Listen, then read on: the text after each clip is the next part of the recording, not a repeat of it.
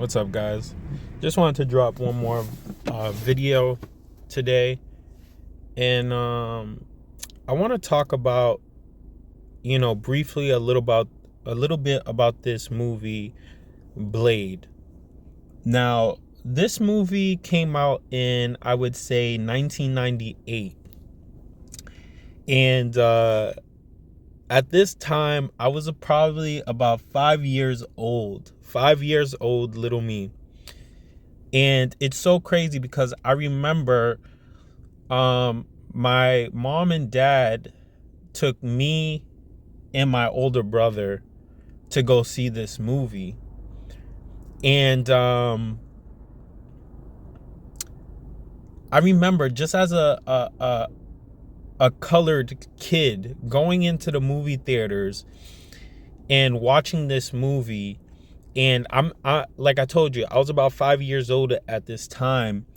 And at the age of 5, you don't really comprehend everything that's going on, but all you see is somebody that looks like you, and they're fighting monsters. And at the time, in the essence of Wesley Snipes, how he was fighting these monsters, he was fighting them with so much charisma, so much swag. The way that, like, he didn't really say too much dialogue, but you felt him in every punch, every move was so intentional. I remember, like, he did this one move where I think he shot one of the vampires, and he just did this like with a smile, and he did this like yes, like with a smile, because he just, like, conquered, fighting one of these demonic entities. And I remember watching this as a 5 years old.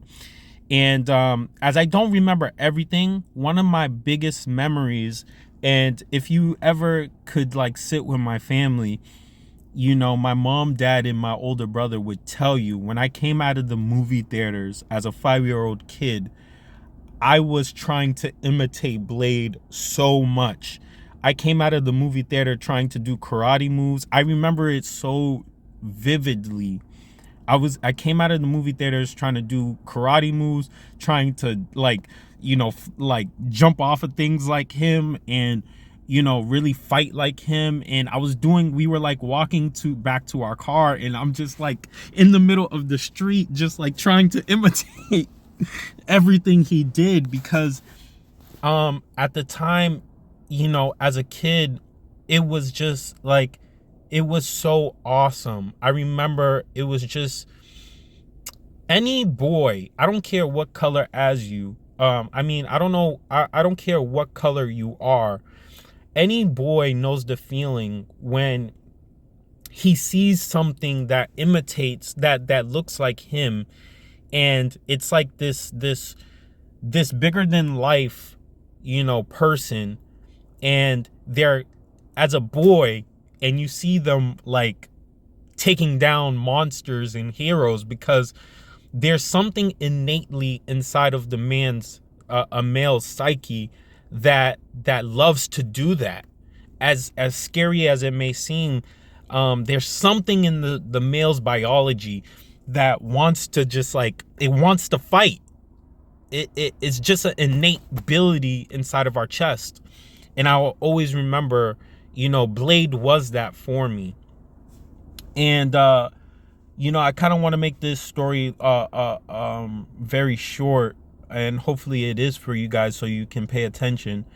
But it's so interesting that when I came out of that movie theater being inspired by Blade, little did I know, when I look over my life and I'm a grown adult, that my life was it literally was the exact same thing as this movie. Little did I know. And I've watched this movie a couple of times throughout my life, and not too long ago I recently watched it, and I'm like, oh my goodness, my life is a freaking imitation of this. And There's a scene inside of Blade where he talks to the girl that's with him. She's like a doctor or something like that. And she comes to find out, like, oh shoot, vampires are real. So she's fighting alongside with Blade because she's trying to stay alive. And there's a particular scene where I think Blade gives her, like, I think it's a taser or something like that. And there's this particular scene where this cop comes to her house, but it's actually a vampire. And she kind of I think she does, like, tase him or something like that, but she kind of hesitates in the moment. And after Blade uses her as bait to get to this vampire, he has a dialogue with her, and he talks to her, and he says to her, he's like, you see this world, there's a underworld underneath it. And basically he's like, you need to learn how to pull the trigger. Like, because, like, these vampires, they don't care. They will kill you. And there's another dialogue where she asks Blade, I believe, and she's like, how do you know somebody's a vampire? And he's like, I can tell. It's the way that they walk. It's, there's a certain way that their movements, you can tell. And I relate so much to this movie because in my life, as I've seen certain things in my life unfold, there's a lot of things in this life, and it's not to scare you. This world has always been like this. But there's a lot of lies. And the lies are what covers up this quote unquote underworld. The underworld is not so under. It's just that people create lies to cover up who they truly are. And you can tell because anybody who is being unauthentic to themselves is operating underneath the underworld.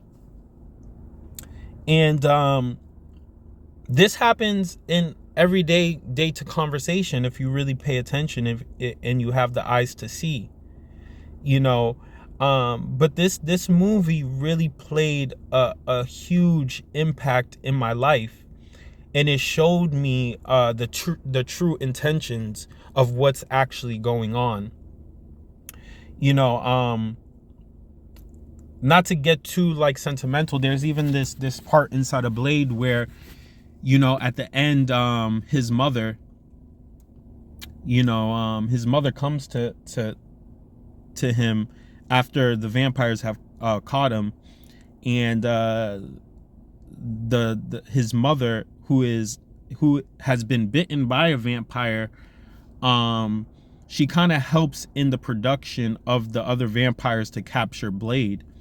And she has this dialogue with her son, and she's like, you don't know what the things I've done. I've killed, I've done this, I've done that,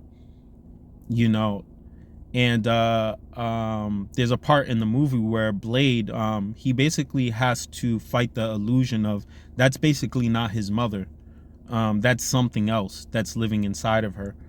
And he says to his mother before he kills her, he stabs a bone inside of her and he says, I must release you. And long story short, you have to understand that, like, these entities, they even live inside of your parents. They live inside of your parents. And these vampires, I can go into this in another video, but you have to understand that movies have symbolism, right? So the vampires of this earth are really just people who are living off of things that are not basically life source energy. And I can only use my examples of my own issues inside of my life, even dealing with my own mother, and even though that I know that my mom or my mother is controlled by a certain type of entity, due to alcoholism. And yes, alcoholism. Um, you know, Even though my mother is still is underneath the entity of alcoholism, you know, I know that is, my mother, but I know that it's being controlled by something else. And when you see these things operating in people that you love, whether it's drugs, alcoholism, um, all of these things that are not of life source, you must release it from you. And, as I got older, I was raised inside of the church. And as I got older, I started to really, really understand the verses when Jesus talks about, like basically you must you have to bury the dead where the dead is.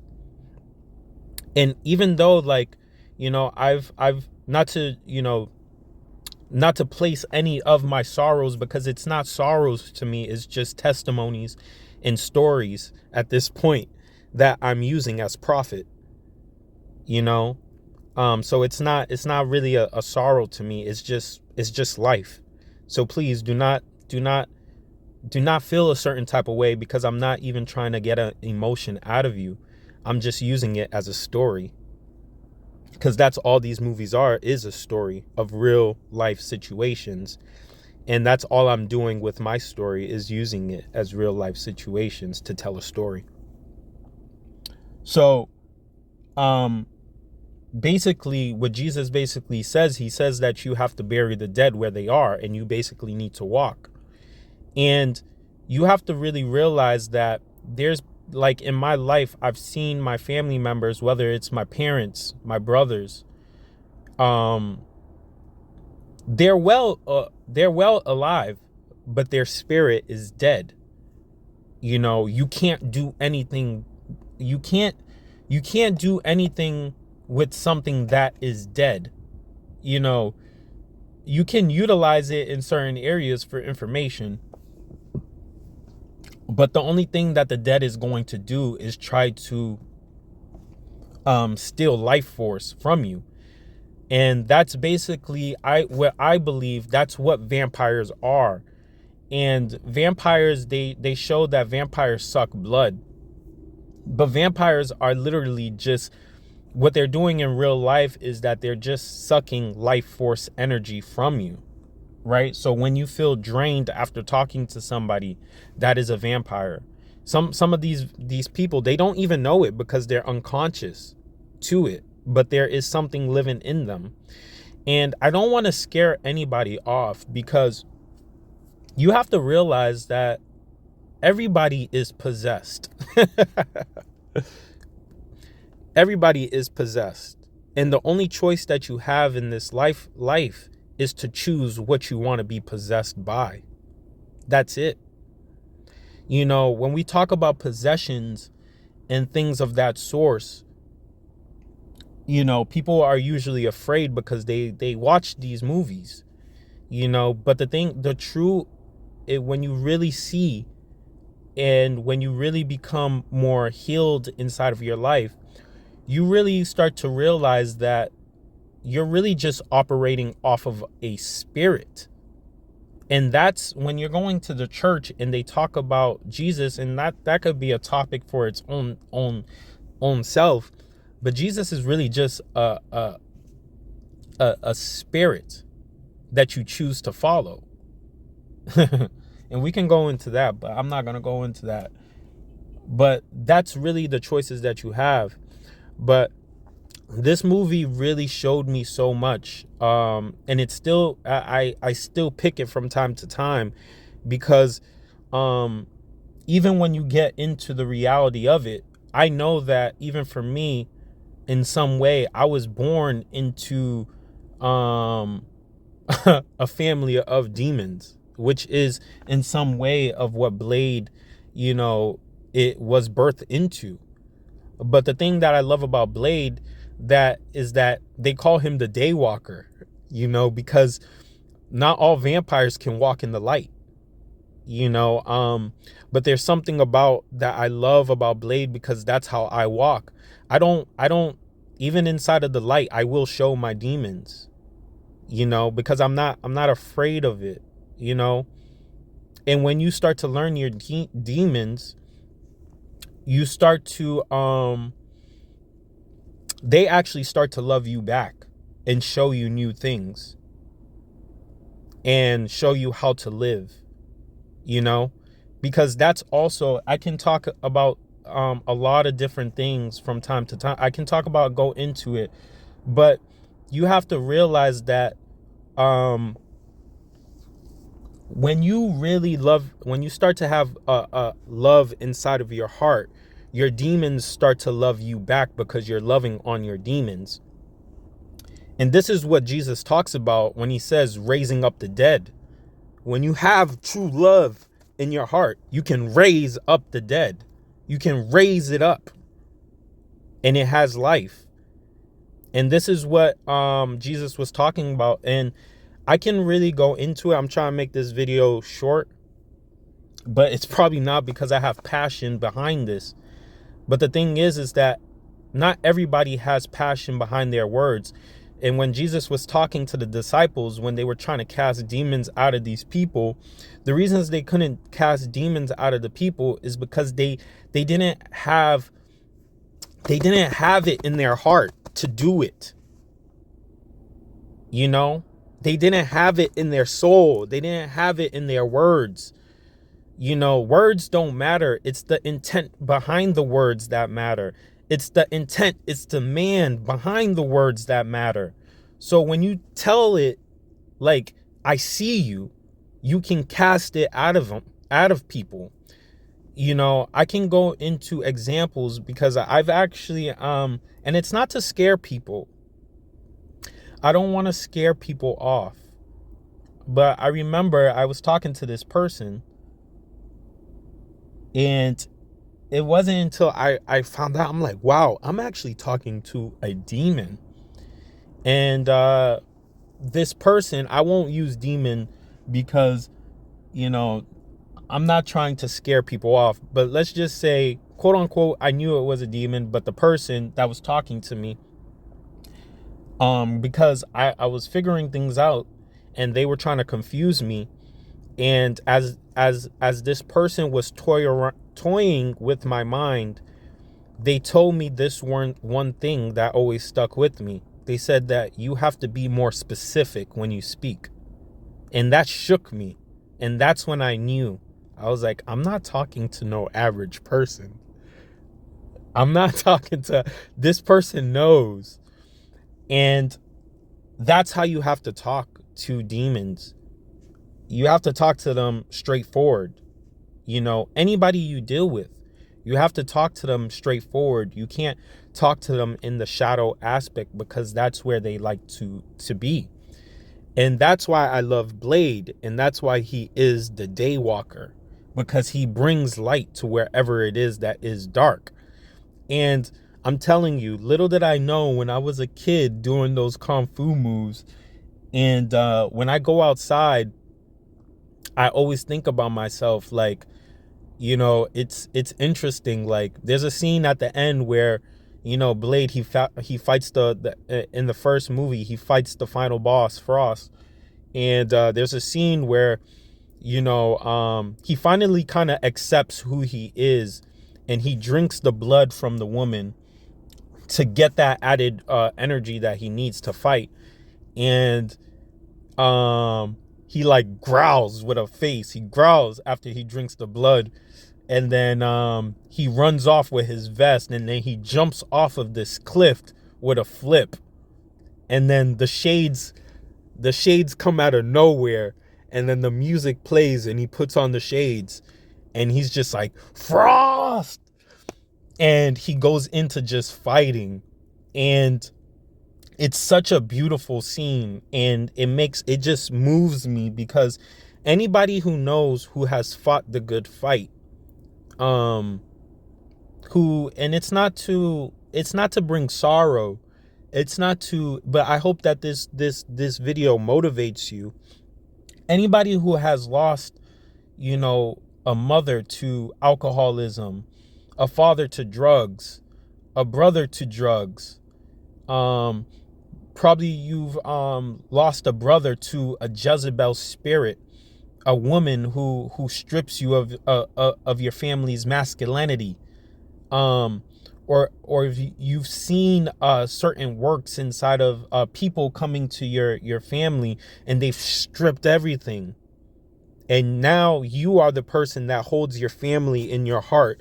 But although you had to walk away from the dead, you still have them in your heart and you walk in the light. You will have passion and love for this movie the way that I do. But this is just food for thought. And if you do have a chance to watch Blade again, as this movie, from time to time, I still watch it as it gives me inspiration, and it reminds me to put on my sword, to strap up my belt, put on my boots, and walk in authority, right? So, you know, this I hope that this video motivates you instead of like makes you feel some type of way, but I hope that it moves you towards more, and walk inside of a zeal and a passion for life. But peace.